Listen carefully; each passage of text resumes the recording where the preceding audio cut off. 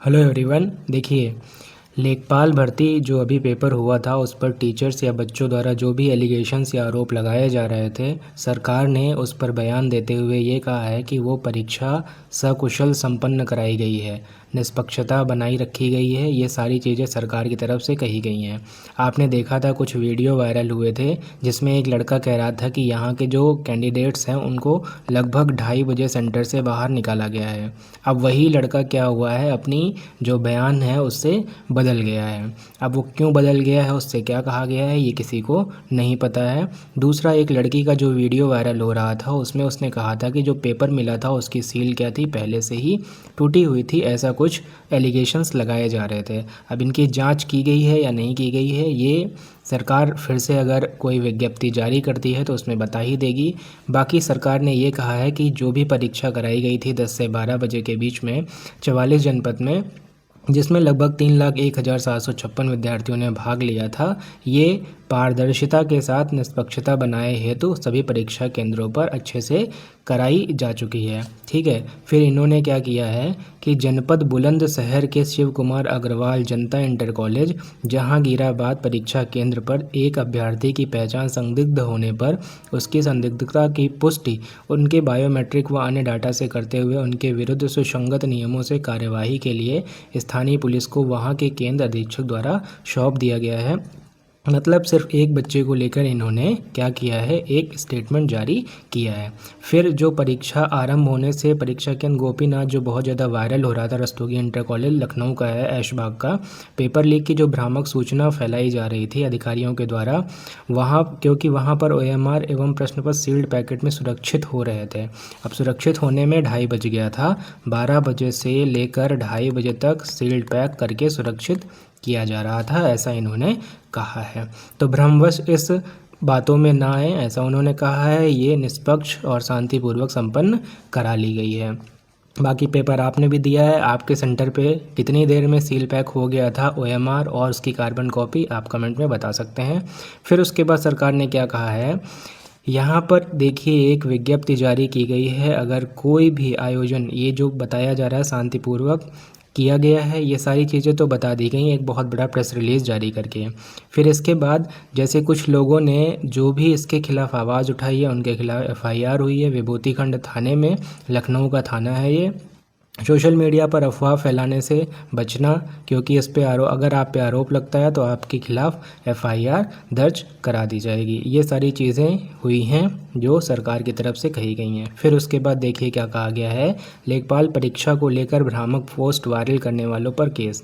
मतलब अगर आप कोई भी पोस्ट डालते हैं लेखपाल परीक्षा में कि धांधली हुई है या उसको आउट किया गया है तो आपके खिलाफ केस हो सकता है। भ्रामक जानकारी आपको स्टूडेंट्स को नहीं प्रोवाइड करनी है। स्टूडेंट्स खुद ही इतना अच्छा तरीके से पढ़ रहा है, उसके पास खुद ही इतना दिमाग है कि वो समझ सकता है कि क्या चल रहा है क्या नहीं चल रहा है। फ़िलहाल इन सब पे रोक लगा दी गई है कि internet media platform WhatsApp, Twitter, Facebook, Instagram, YouTube पर और टेलीग्राम पर लगातार निगरानी है। इस वजह से कोई भी भ्रामक खबर नहीं फैलनी चाहिए। कल स्टूडेंट्स ने बहुत बड़ा ट्रेंड किया था, ट्रेंडिंग इन इंडिया देखिए पूरा नंबर 1 पे चल रहा था, जो लेखपाल पेपर लीक हुआ था उसको लेकर ट्विटर पर बहुत बड़ा कैंपेन किया गया था। इसमें बहुत से कैंडिडेट्स ने पार्टिसिपेट किया था। अब देखते हैं क्या होता है। लेकिन अगर ये सारी चीज़ें हो जाती हैं जो सरकार ने कहा है कि सब कुछ निष्पक्ष तरीके से हुआ है, तो इसमें सबसे ज़्यादा नुकसान किसका होगा।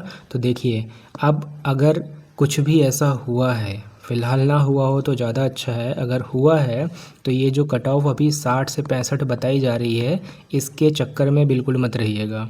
60 से 65 कट ऑफ तो कतई नहीं जाएगी फिर, क्योंकि अभी जिन कैंडिडेट से बात हुआ था मेरा, उनके नंबर 69 से 75 के बीच में है।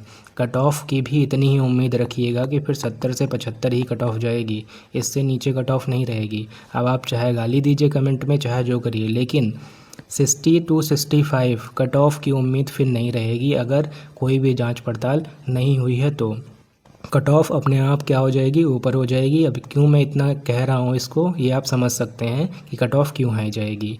ठीक है, तो अगर जिनके भी 69 68 नंबर हैं डीवी कॉल आएगा, लेकिन फाइनल मेरिट देखिएगा 70 प्लस ही रहेगी, 70 से 72 या 73 के बीच में ही रहेगी। इससे ऊपर भी नहीं जाएगी, इससे कम भी नहीं जाएगी, क्योंकि कैंडिडेट यहाँ पर 3,01,756 कैंडिडेट हैं। अगर यहाँ पर 5,000 कैंडिडेट ने भी अच्छा कर लिया होगा, कैसे अच्छा कर लिया होगा वो आप समझ रहे हैं, तो इस वजह से कट ऑफ तो हाई जानी ही जानी है। तो सिंपल सा यही लॉजिक है कि कुछ भी उलूल जुलूल हरकतें मत कीजिए, कुछ भी गलत कार्य मत कीजिए। ये टाइम है आपका नेक्स्ट पेपर पे फोकस करने का। नेक्स्ट पेपर आपका जो लगा हुआ है वो है लोअर पीसीएस।